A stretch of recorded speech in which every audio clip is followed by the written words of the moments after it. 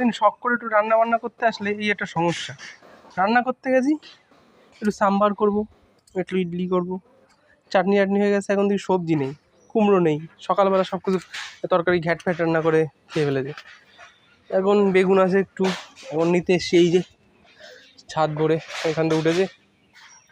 এই একটা সবজি, বর্ষাকালের এই একটা সবজি, চাল কুমড়ো।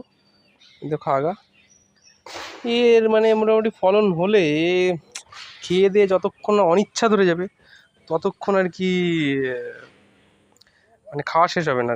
লোক আশেপাশে দিতেও মানে দিতে দিতেও আর কি লোকে অতিষ্ঠ হয়ে যায়। তো জিনিসটা কিন্তু দারুণ, কাটে না কেন? এখন দেখে মনে হতে পারে যে ছোট, অবশ্যই ছোট।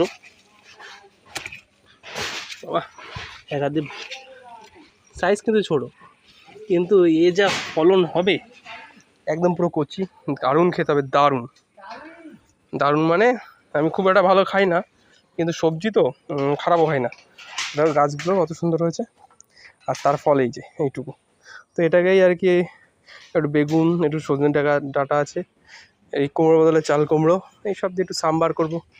অনেকদিন ধরে ইচ্ছা করছে, তো এইটা আজকে আর কি ফলন। এখনও শুরু সবে হয়েছে। এই খেতে খেতে যতক্ষণ অতিষ্ঠ ধরবে ততদিন এই ধরে যাবে, আর এক সপ্তাহের মধ্যেই। তো আমি এই সবজিটা এতটাই ভালো খাই যে লাস্টে ভাত টাত সব শেষ হয়ে গেলেও এই সবজিটা এরমভাবে থেকে যায়। দারুণ, তাই না?